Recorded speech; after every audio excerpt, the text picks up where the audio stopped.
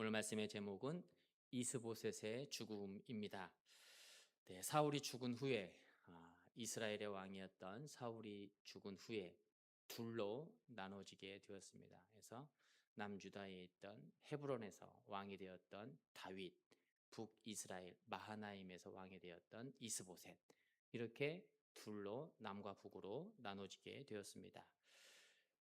그런데 이스보셋의 왕권을 지탱하던 핵심 인물이 있었죠. 그 핵심 인물이 누구였습니까? 아브넬이라는 장군이었습니다. 아브넬이라는 사울의 장군이었죠. 그런데 그 아브넬은 사무엘하 3장에서 지난 시간에 우리가 살펴본 것처럼 죽게 되었습니다. 그러자 이스보셋의 나라는 급격히 쇠약해지며 흔들리게 되죠. 그리고 아브넬의 죽음의 소식을 듣게 된 이스보셋은 낙심과 좌절에 빠지게 됩니다. 문제는 아브넬이 죽자 이스보셋의 생명도 위협을 받게 되고 끝내 이스보셋도 죽게 되었다라는 사실입니다.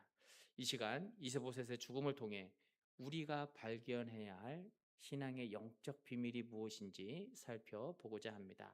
첫 번째, 이스보셋의 죽음을 통해 우리가 기억해야 될 것은 두려움이라는 단어예요. 두려움.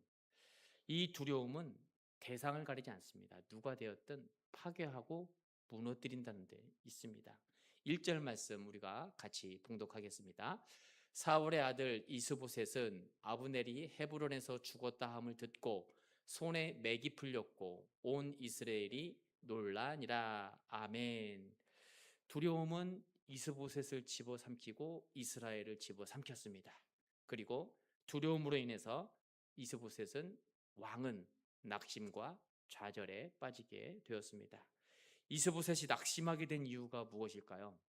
왕인데 장군이 죽었다 하여 낙심하고 절망하고 좌절하게 된 그 이유가 어디에 있을까요? 먼저 첫 번째는 아브넬이 곧 북이스라엘의 왕권의 핵심 인물이었다라는 거예요. 이스보셋 왕은 꼭두각시였습니다. 아브넬이 하자는 대로 다 했던 그런 왕이에요. 그래서 무엇을 어떻게 해야 될지를 모르는 거예요. 그래서 좌절하고 낙심하고 있는 것이죠.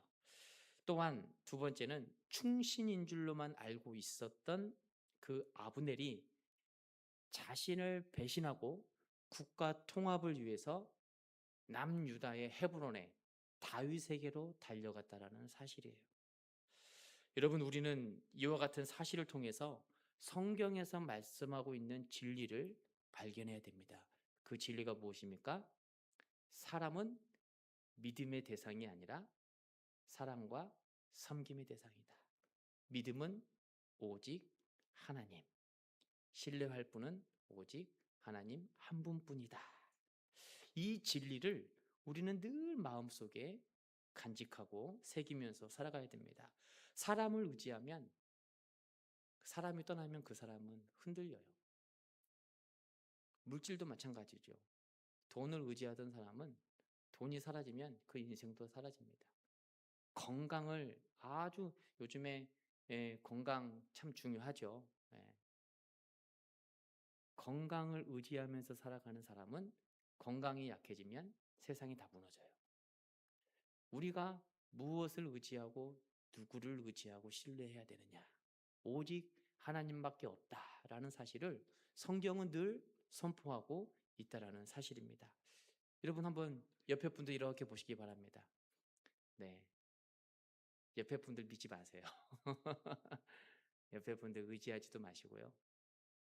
옆에 분들을 사랑하고 섬기시기 바랍니다. 네. 믿으면 상처받고요. 믿으면 낙심해요. 이스보셋처럼 사람 의지하면 아브넬이 죽을 때 좌절하고 낙심하고 손에 맥이 풀린 것 같이 아무것도 할 수가 없는 거예요. 사람은 누구나 다 연약함이 있다. 실수도 하고 실패도 하고 부족하다. 그러니 우리가 사랑으로 그 사람을 섬기고 용서하고 예수 그리스도의 긍휼로 살아가야 된다. 이 공식이 우리 안에 새겨져 있어야 되는 거예요. 이 성경 말씀의 진리가 새겨져 있어야 하는 것입니다. 시편 기자가 이렇게 선포합니다. 여호와께 피하는 것이 사람을 신뢰하는 것보다 나으며 여호와께 피하는 것이 고관들을 신뢰하는 것보다 나으니라. 아멘. 여호와께 피하는 것이 사람을 의지하거나 고관들을 의지하는 것보다 훨씬 낫다, 이렇게 말씀하고 있습니다. 아무리 능력이 뛰어난 사람이든 이스보셋과 같은 왕이라 할지라도 대단한 권력을 가지고 있는 사람이든 모두가 다 한계가 있다라는 거예요. 사람은 유한한 존재이기 때문에 믿음의 대상이 결코 될 수가 없는 것입니다. 그래서 성경은 귀인들을 의지하지 말며 도울 힘이 없는 인생도 의지하지 말라. 의지할 사람은 누구냐? 오직 야곱의 하나님을 자기의 도우심으로 삼으며 여호와 자기 하나님에게 자기의 소망을 두는 자는 복이 있을지어다. 귀인들, 성공한 사람들, 나를 도와주고 힘이 있을 것 같은 사람들, 그 사람들 의지하지 말라, 이렇게 말씀합니다. 왜냐하면 호흡이 끊기면 다 흙으로 돌아간대요. 네. 여러분, 하나님만 의지하는 우리 미랄교회 교우들이 되시기를 축복합니다. 우리의 힘이 하나님께 있음을 기억하면서 시온산과 같고 우리의 방패가 되어주시고 우리의 피난처가 되어주신 그 하나님만 의지하는 일평생 삶이 되시기를 바랍니다. 그런데 우리가 말씀을 쭉 읽다 보면 이스보셋의 죽음과 이스라엘의 무너짐에 대한 말씀 가운데 갑자기 무비보셋이라는 한 사람이 튀어나옵니다. 우리 4절 말씀 같이 봉독하겠습니다. 사울의 아들 요나단에게 다리 저는 아들 하나가 있었으니 이름은 무비보셋이라. 전에 사울과 요나단이 죽은 소식이 이스라엘에서 올 때에 그의 나이가 5살이었는데 그 유모가 안고 도망할 때 급히 도망하다가 아이가 떨어져 절개 되었더라. 아멘. 여러분, 무비보셋이 누굽니까? 요나단의 아들이었다, 이렇게 말씀하고 있어요. 그런데 무비보셋에게는 아픔이 있습니다. 다리를 잘 쓰지를 못해요. 다리를 절개되었다. 성경은 그렇게 말씀하고 있습니다. 사무엘상 31장에서 길보아 산의 전투에서 사울과 그의 아들들이 다 죽었지 않습니까? 그때 요나단이 죽을 때 유모가 요나단의 아들 5살이 되었던 요나단의 아들을 안고 급히 도망하다가 바닥에 떨어뜨린 거예요. 그래서 다리를 절게 되었던 것입니다. 이스라엘이 무너지는 이 시점에 성경은 왜 갑자기 무비보셋을 말씀하고 있을까요? 그 이유 첫 번째는 이스라엘에게는 더 이상 이스보셋의 뒤를 이을 왕이 없다라는 사실을 알리기 위해서입니다. 아들이 있긴 있는데 왕으로서는 도저히 세울 수 없는 사람입니다. 이것을 우리에게 증거하고 있는 것이죠. 그리고 두 번째는 무너진 사울 왕가에 필요한 것은 권력이 아니라는 거예요.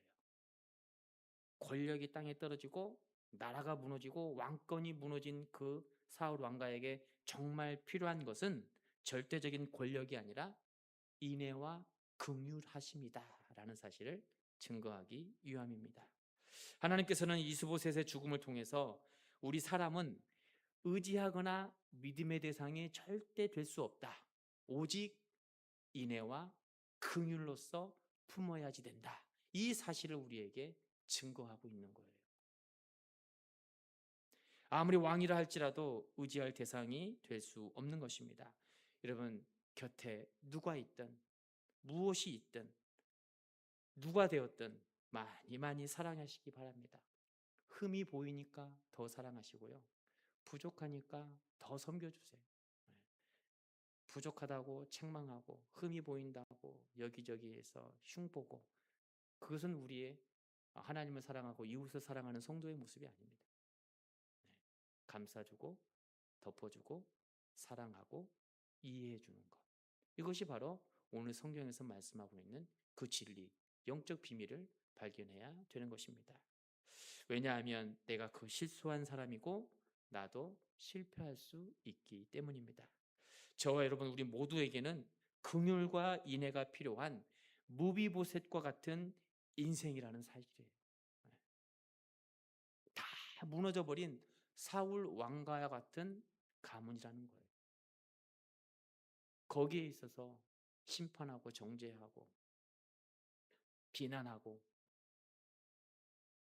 그러한 모습이 아니라 예수 그리스도의 사랑과 주님의 인애와 긍휼로 섬기면서 살아가야 하는 것입니다. 우리가 사랑으로 하나님의 나라를 더욱더 견고히 세워나갈 수 있는 저와 여러분 미랄교회가 되기를 축복합니다. 두 번째로 이스보셋의 죽음을 통해 우리가 발견해야 될 것은 탐욕이에요. 탐욕이 될 것입니다. 탐욕이 그렇게 무서운 거예요. 우리가 2절과 3절 말씀을 한번 같이 읽도록 하겠습니다. 2절 3절 시작. 사울의 아들 이스보셋에게 군 지휘관 두 사람이 있으니 한 사람의 이름은 바하나요 한 사람의 이름은 네갑이라. 베냐민 족속 브에롯 사람 림몬의 아들들이더라. 브에롯도 베냐민 지파에 속하였으니 일찍이 브에롯 사람들이 기타임으로 도망하여 오늘까지 거기에 우거함이더라. 아멘. 이스보셋을 죽인 사람 두 사람이 나옵니다. 바하나와 네갑이었다. 이렇게 말씀하고 있어요. 우리는 앞에 사무엘하 1장 사무엘하를 시작하면서 공로주의에 빠졌던 사람을 하나 발견했지 않습니까? 네.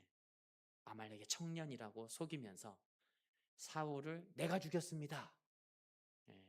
다윗이 사울에게 계속 쫓겨다녔으니까 원수의 관계라는 것을 익히 들어서 잘 알고 있었던 그 청년이 사울을 자기가 죽이고 다윗의 원수를 갚았다고 하면 상을 줄 것 같아서 칭찬해 줄 것 같아서 사울을 내가 죽였습니다 하고 짜잔 나타났지 않습니까? 이 청년은 다윗을 몰라도 너무도 모르고 있었던 것이죠. 그런데 아말렉의 청년과 같은 부류의 사람이 다시 등장하게 돼요. 오늘 본문에서. 그리고 그들은 두려움과 분노에 가득 차 있었습니다. 여러분, 브에롯은 원래 가나안 족속 중에 하나인 기브온에 딸린 성읍이었습니다. 그리고 기브온은 바로 옆에 있는 놉 성읍이 있었어요. 놉의 사건을 우리가 사무엘상 말씀을 통해서 살펴보면서 기억하고 있지 않습니까? 놉에서 어떤 사건이 일어났었죠? 제사장 85명이 한꺼번에 죽는 학살 사건이 일어났지 않습니까? 바로 옆 동네에서. 다윗이 사울을 빼서 막 도망하다가 놉 성읍으로 이렇게 갔어요. 대제사장을 이렇게 만나고 있는데 그 광경을 도액이라는 사울의 첩자가 이렇게 발견하지 않습니까? 사울에게 쪼르르 달려가서 지금 다윗이 놉 성읍에 있습니다. 그런데 먹을 양식도 주고 골리앗 때 칼도 건네주더이다. 이 사실을 사울에게 그대로 알립니다. 그러자 사울이 도윗에게 명령을 해가지고 놉 성읍에 있는 제사장들을 다 죽이게 돼요. 그것도 성에 차지 않아서 가축까지도 다 죽이게 하고요. 제사장뿐만 아니라 놉 성읍에 있는 어린 아이들과 힘이 없는 노약자들까지 성읍에 살아있는 생물이 아무도 없어요. 다 죽였다라고 성경은 기록하고 있는 것입니다. 참으로 끔찍한 사건이죠. 그런데 이 놉 성읍 옆에 바로 브에롯이 있었다라는 거예요. 옆 성읍에. 평화동에서 일어난 사건, 서서학동에서 모를까요? 바로 알죠. 바로 알죠. 전주에서 일어난 사건, 익산 군산에서 바로 알아요. 바로 옆에 있기 때문에. 브에롯 사람들도 놉 제사장 학살 사건을 알고 있었던 것입니다. 얼마나 두려웠을까요? 우리도 죽는 거 아니야? 우리도 사울 왕가에게 잘못해서 죽는 거 아니야? 그들은 비록 사울의 아들 이스보셋에게 선발되어서 소규모 부대를 지휘하는 군장의 지위까지 오르긴 했지만 학살에 대한 두려움과 동시에 분노가 가득 차 있었습니다. 어떻게 사람이 그렇게 잔인하게 다 죽일 수가 있어? 분노까지도 두려움이 있었지만 동시에 분노도 있었다라는 거예요. 이 두려움과 분노가 결국 살인으로 이어지게 됩니다. 5절과 6절 말씀 우리가 같이 봉독하겠습니다. 보에롯 사람 림몬의 아들 레갑과 바하나가 길을 떠나 볕이 쬐을 때쯤에 이스보셋의 집에 이르니 마침 그가 침상에서 낮잠을 자는지라. 레갑과 그의 형제 바하나가 밀을 가지러 온 채하고 집 가운데로 들어가서 그의 배를 찌르고 도망하였더라. 아멘. 문제는 이들의 살인도 출세와 공로주의로 향하고 있었다라는 사실입니다. 어디로 향하고 있었는지 그들의 발걸음을 따라가 보겠습니다. 8절 말씀 같이 읽겠습니다. 헤브론에 이르러 다윗 왕에게 이스보셋의 머리를 들이며 아뢰되 왕의 생명을 해하려 하던 원수 사울의 아들 이스보셋의 머리가 여기 있나이다. 여호와께서 오늘 우리 주 되신 왕의 원수를 사울과 그의 자손에게 갚으셨나이다 하니. 아멘. 우리는 이러한 사실을 통해서 사람에게 잘 보이고 상받기 위한 공로주의가 얼마나 위험한지를 알 수가 있습니다.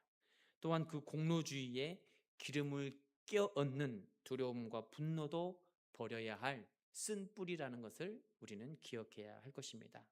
바하나와 레갑에게는 두려움과 분노라는 씨앗이 있었다면 공로주의는 탐욕의 열매인 거예요. 여러분, 본문 성경은 이스보셋의 죽음을 통해서 탐욕이 얼마나 위험하고 무서운 것인지를 우리에게 가르쳐주고 있는 것입니다. 사람에게 잘 보기 위한 욕심, 성공하기 위한 욕심, 칭찬받고 인정받기 위한 욕심, 이 모든 것은 탐욕에서 비롯된다는 거예요. 내가 칭찬받아야 되는데, 내가 성공해야 되는데, 내가 잘 돼야 되는데. 문제는 탐욕에서 끝나는 것이 아니라 그 탐욕이 죄로 이어진다는 것입니다. 이 탐욕이 얼마나 무서운 것인지 야고보 선지자가 저와 여러분에게 이렇게 선포하고 있습니다. 욕심이 잉태한 듯 죄를 낳고 죄가 장성한 듯 사망을 낳느니라. 욕심은 결국 다 죽는 거예요. 다른 사람만 죽는 것이 아니라 나 자신도 죽는 것입니다. 그렇게 우리는 탐욕의 자리를 무엇으로 채워야 되느냐? 오늘 성경에서 우리에게 계속 말씀해 주고 있는 것이 인애와 긍휼이에요. 우리에게 있는 그 탐욕의 자리 서둘러서 걷어내고 그 걷어내어 있는 비어 있는 자리에 예수 그리스도의 사랑, 인애와 긍휼로 채워야 하는 것입니다. 사람을 병들게 하고 무너뜨리는 탐욕의 자리에 주님의 성품으로 채워 넣어야 하는 것입니다. 산상수훈을 통해 주님께서 말씀하신 자비와 긍휼을 우리가 한번 살펴보겠습니다. 마태복음 6장 2절, 3절, 4절 말씀 같이 봉독합니다. 그러므로 구제할 때에 외식하는 자가 사람에게서 영광을 받으려고 회당과 거리에서 하는 것 같이 너희 앞에 나팔을 불지 말라. 진실로 너희에게 이르노니 그들은 자기 상을 이미 받았느니라. 그 다음에 3절. 네, 너는 구제할 때에 오른손이 하는 것을 왼손이 모르게 하여 내 구제함을 은밀하게 하라. 은밀한 중에 보시는 너희 아버지께서 갚으시리라. 아멘.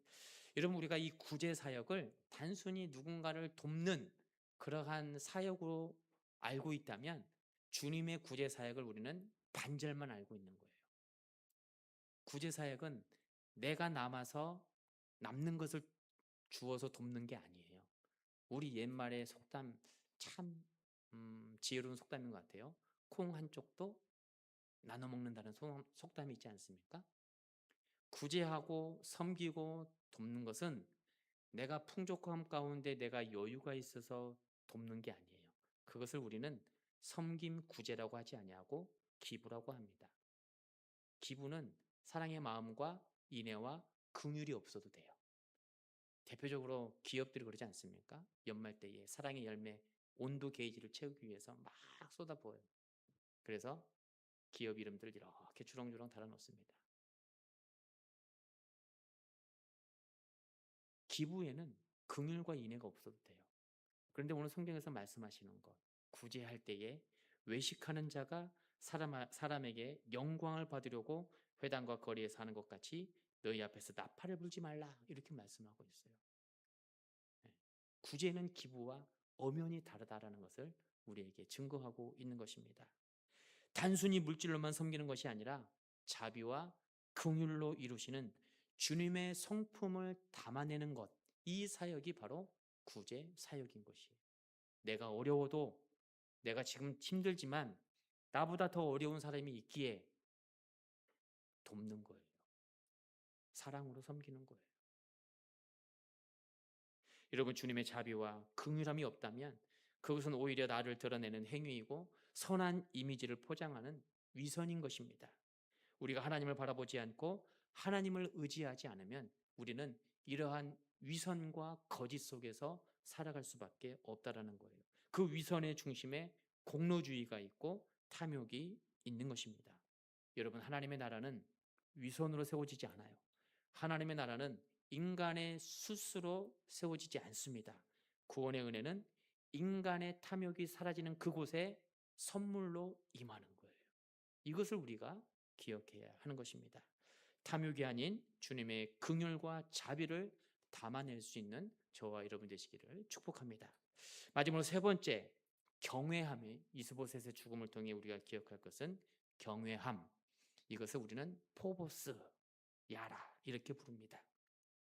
죄를 밀어내는 힘이 경외함에 있다라는 거예요. 우리가 9절 말씀도 같이 봉독하겠습니다. 다윗이 부에롯 사람 림몬의 아들 레갑과 그의 형제 바하나에게 대답하여 그들에게 이르되 내 생명을 여러 환난 가운데서 건지신 여호와께서 살아계심을 두고 맹세하노니 아멘. 여러분, 경외함, 오늘 지금 다윗이 선포하고 있습니다. 레갑과 바하나에게 선포하고 있지 않습니까? 내가 살아계신 하나님께 두고 맹세하겠다. 이것이 바로 경외함이에요. 경외함이 두려움, 존경함, 떨림 이란 의미가 담겨 있지 않습니까? 다윗은 이 경외심이 이미 마음에 장착되어 있는 사람인 것입니다. 여러분, 경외는 무서움이 아니라 하나님과의 관계예요. 왕으로 세워진 다윗과 왕의 자리에서 무너진 사울과 차이가 여기에 있는 것입니다. 사울은 하나님보다 사람을 더 무서워했어요. 그러나 다윗은 하나님을 더 무서워했습니다. 하나님을 경외한 다윗은 사울을 죽일 기회가 2번이나 있었지만 사울을 죽이지 않아요. 왜요? 경외심이 있었기 때문에. 하나님이 지금 보고 계신다. 여호와께서 기름 부으셔 세우신 사람을 내가 심판자라 하여 그를 처벌하지 않겠다. 이 경외심이 있어야지 이러한 신앙의 모습을 할 수가 있는 것입니다. 그런데 아말렉의 청년이나 또 바하나와 레갑은 왕을 너무 쉽게 죽여요. 이들에게는 사람에게 잘 보이기 위한 공로주의와 탐욕이라는 죄악이 가득 차 있었기 때문입니다. 결국 바하나와 레갑도 아말렉의 청년처럼 죽음을 당하게 됩니다. 여러분, 다윗의 경외에는 3가지로 나타납니다. 첫 번째는 왕이 된 것은 사람의 힘이 아니라 하나님 때문이다. 하나님의 은혜다. 이게 바로 다윗의 첫 번째 경외함이에요. 레갑과 바하나는 생각합니다. 8절처럼 우리가 이스보셋을 죽였으니 다윗이 왕이 되는데 도움이 될 것이다. 그래서 이스보셋의 머리를 다윗에게로 가져갑니다. 그러나 다윗은 다르게 생각하죠. 9절처럼 내 생명을 모든 환난 가운데서 구원하신 분은 당신들이 아니라 사람이 아니라 하나님이시다. 이렇게 말씀하고 있는 거예요. 광야에서 나를 살리신 분도 하나님이시고 사울의 창에서 나를 건지신 분도 하나님이시고 이스라엘의 왕으로 세우신 분도 하나님이시다. 이 경외함의 영성, 하나님 중심에 사로잡혀 세워져 있는 다윗의 신앙을 우리는 볼 수가 있는 것입니다. 2번째, 다윗의 경외는 하나님의 자리를 사람이 대신할 수 없다라는 믿음이에요. 그 누구도 하나님의 자리를 대신할 수 없는 거예요. 아무리 힘이 있는 사람이라 할지라도, 아무리 존경받는 사람이라 할지라도 하나님의 영역에 침범할 수가 없는 것입니다. 아말렉 청년도 그랬고 바하나와 레갑도 그랬습니다. 그들은 우리가 하나님의 일을 대신해 주었다라고 생각해요. 하나님의 일을. 다윗이 왕이 될 수 있었던 것도 자기들이 도와주었기 때문이다. 이렇게 생각합니다. 그러나 다윗은 하나님이 하실 일은 그 누구도 대신할 수 없다 이렇게 믿고 있었던 사람이에요. 그래서 사울도 죽이지 않았고 이스보셋을 죽인 자도 용납하지 않았습니다. 하나님의 자리에 우리가 대신 올라가서 심판할 수 없다라는 거예요. 여러분, 혹시 지난 날 동안에 아직 회개하지 못하신 부분들이 있다면 오늘 우리가 조금 이따 기도할 때 이 회개 기도는 반드시 해야 됩니다. 하나님의 심판 때 하나님의 자리에서 심판의 칼날을 내가 휘두른 사람이었다. 나의 삶의 모습이 있었다면 그거 회개하고 넘어가야 돼요. 그거 회개하고 넘어가야 돼요. 그 회개하지 않고서는 하나님의 복이 임하지 않습니다. 우리는 하나님의 심판 때 하나님의 심판의 칼날이 될 수가 없어요. 사람이 어떠한 잘못을 하든 어떠한 실수를 하든 하나님께서 대신 갚아주는 거예요. 그것이 신앙인이고 그것이 믿음의 성도의 모습인 거예요. 처음 시작할 때도 말씀드렸지 않습니까? 사람은 믿음과 신뢰의 대상이 아니라 사랑과 섬김의 대상이다. 무조건 섬기셔야 됩니다. 섬기셔야 돼요. 심판은 우리가 하는 게 아니에요. 세 번째, 다윗은 사람보다 하나님을 더 의식했습니다. 레오나와 바하나와 레갑은 다윗이 좋아할까? 이스보셋을 죽였으니 내가 그의 머리를 다윗에게 가지고 갔으니 다윗이 분명히 좋아할 거다. 다윗이 좋아할까를 생각했다면 다윗은 하나님이 기뻐하신 일인가를 생각했던 사람이라는 거예요. 이게 바로 경외함의 영성이 없으면 이러한 신앙의 열매를 맺을 수가 없는 거예요. 여러분, 사무엘하 4장의 이스보셋의 죽음은 북이스라엘의 왕이 죽는 단순한 한 사람이 죽는 사건이 아닙니다. 이스보셋을 통해 두려움과 탐욕과 경외함이라는 신앙의 영적 비밀을 가르쳐주고 있는 것입니다. 여러분, 이스보셋은 사람을 의지하다 무너졌고 바하나와 레갑은 탐욕에 사로잡혀 심판을 받았습니다. 그러나 다윗은 경외함을 통해 하나님께서 왕으로 세워주셨다라는 것을 성경은 말씀하고 있습니다. 바라옵기는 우리 미랄교회가 이 경외 사상을 마음속 깊이 새기시기를 바랍니다. 교회의 부흥도 성도의 회복도 가정의 변화와 사람의 힘과 세상의 방법이 아니라 하나님만을 두려워하는 경외함으로 미랄교회를 견고히 세워나갈 수 있는 저와 여러분 되시기를